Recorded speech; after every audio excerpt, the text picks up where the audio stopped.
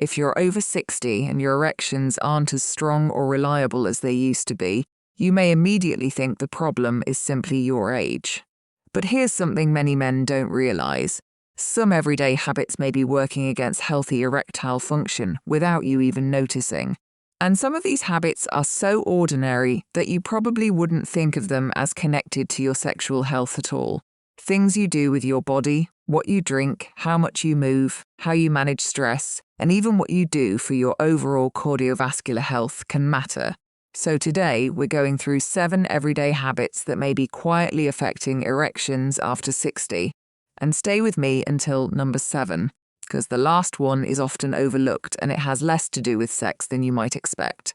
Welcome back to Men's Health Today. I'm Dr. Natalie. This channel focuses on men's health and healthy aging, especially the changes that can become more noticeable after 50 and 60. Today, we're talking specifically about erections and everyday habits. And there's an important point to establish before we begin.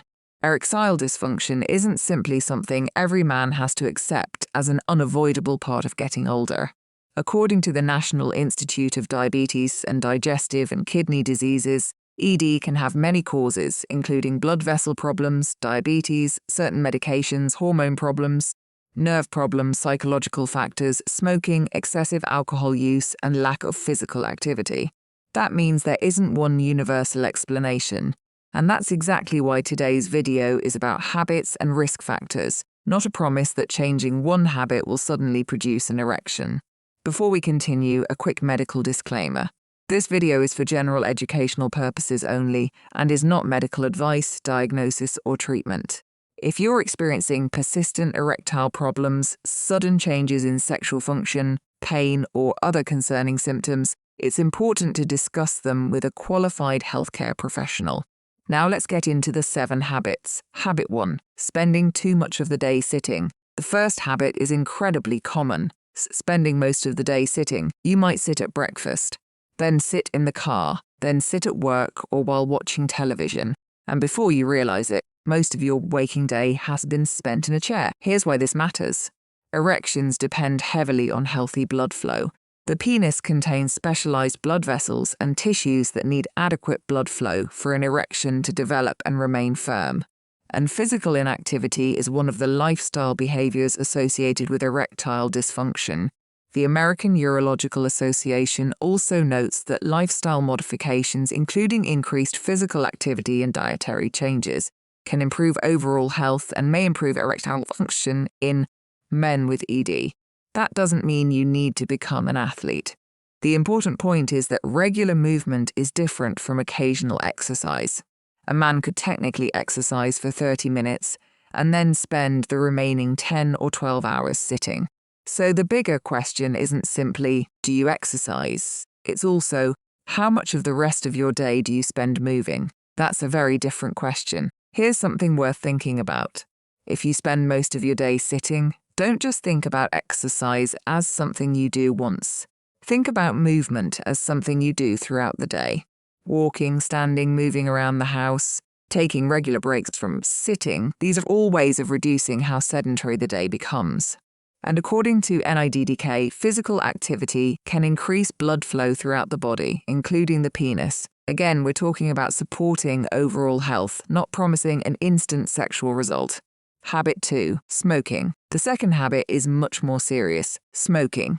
If you're a smoker, this is one habit you should not overlook when thinking about erectile health. Why? Because erections are closely connected to the health of your blood vessels. Smoking is associated with cardiovascular disease, and cardiovascular disease can contribute to erectile dysfunction. NIDDK specifically identifies cigarette smoking as a lifestyle factor associated with ED and notes that smoking is linked to heart and blood vessel disease that can lead to erectile problems. And here's something important. A man may think of smoking as a lung problem, but your blood vessels are involved too. Your cardiovascular system supplies blood throughout your body, and the vascular system involved in sexual function doesn't operate independently from the rest of your circulation. That's one reason erectile problems can sometimes be an important health signal rather than simply a bedroom problem. And this is where things get interesting. If you're experiencing changes in erection quality, the question isn't always, what can I take to get a stronger erection? Sometimes the more important question is, what might be affecting the blood vessels that make an erection possible in the first place? That's a completely different way of looking at the problem. And it brings us to habit number 3. Habit 3, drinking too much alcohol. The third habit is drinking too much alcohol. Alcohol can be complicated because occasional drinking and heavy or excessive drinking are not the same thing. But excessive alcohol use is recognized as a potential contributor to erectile dysfunction. NIDDK lists drinking too much alcohol among lifestyle behaviors that may contribute to ED and recommends limiting alcohol as part of preventing or improving erectile problems. The reason isn't simply about what happens during one evening. Long-term excessive alcohol use can interact with several systems involved in sexual function, including cardiovascular health, hormones, nerves, and mental health. So if a man notices that erection problems tend to be worse after periods of heavier drinking, that's worth paying attention to. It doesn't automatically prove that alcohol is the cause, but it is a pattern worth discussing with a healthcare professional. So we've already covered 3 habits: too much sitting, smoking, excessive alcohol. But the next habit is something that many men don't think about when they hear the words erectile health, and it has to do with what's happening on your dinner plate. That's coming up next. Habit 4, eating in a way that works against heart and blood vessel health. The 4th habit isn't one specific food. It's a pattern of eating that consistently works against cardiovascular health.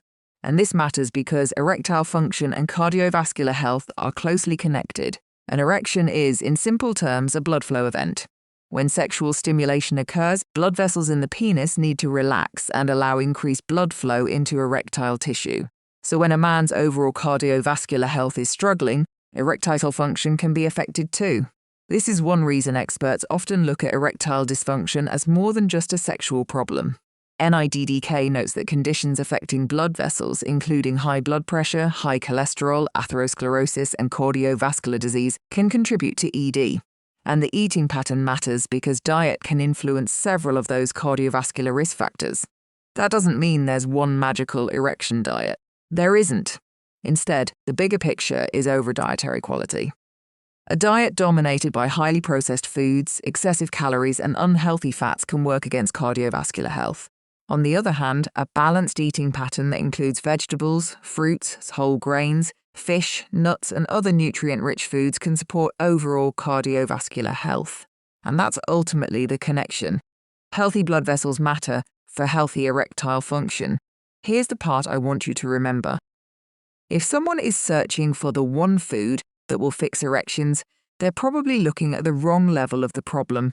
The more useful question is, what am I doing every day that affects my blood vessels? That shift in thinking can completely change how you understand erectile health. And habit number 5 takes us into another area that many men underestimate. Habit 5, ignoring excess weight and metabolic health. The 5th habit is ignoring changes in weight, blood sugar, blood pressure, or other markers of metabolic health. You don't necessarily need to feel sick for these factors to matter. Conditions such as diabetes, obesity, and cardiovascular disease are associated with erectile dysfunction, and diabetes deserves particular attention. Persistently elevated blood sugar can damage blood vessels and nerves over time, both of which are important for normal erectile function. That's why a man who notices changes in erection quality shouldn't automatically assume the issue is purely sexual. Sometimes erectile changes can occur alongside broader health issues. This doesn't mean that every erection problem means you have diabetes or cardiovascular disease. It doesn't.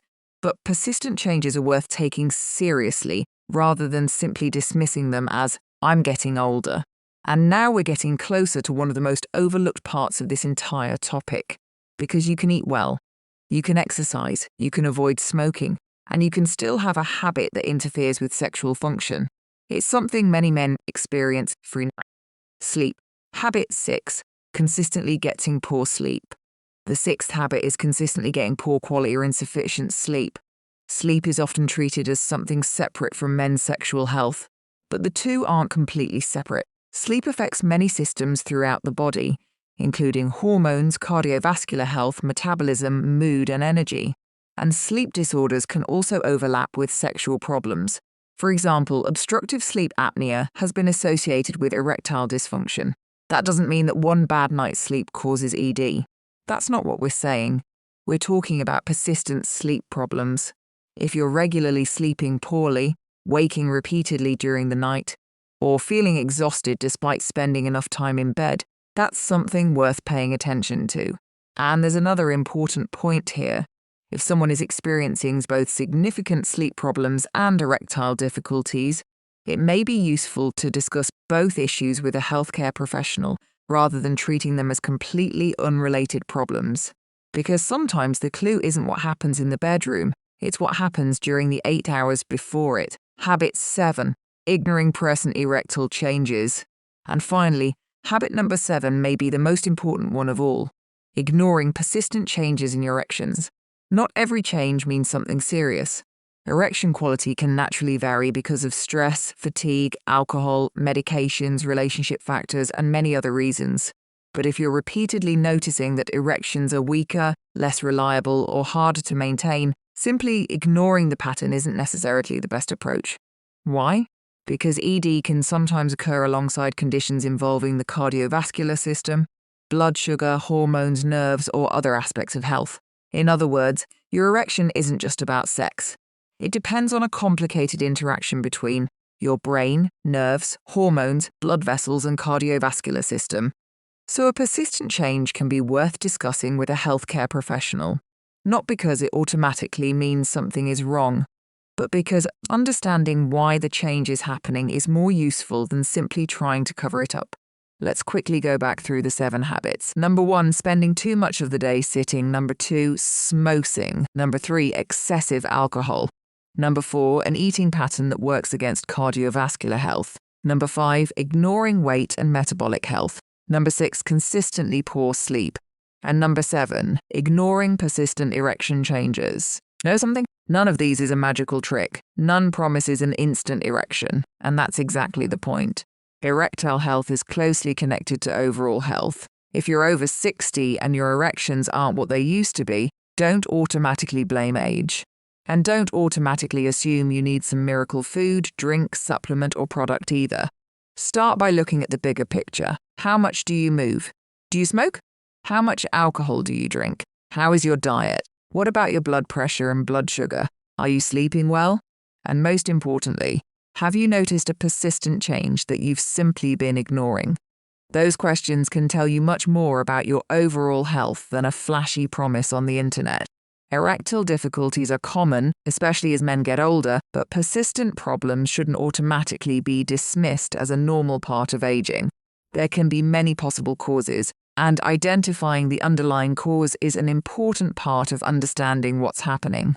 If you've noticed ongoing changes in your erectile function, consider discussing them with a qualified healthcare professional.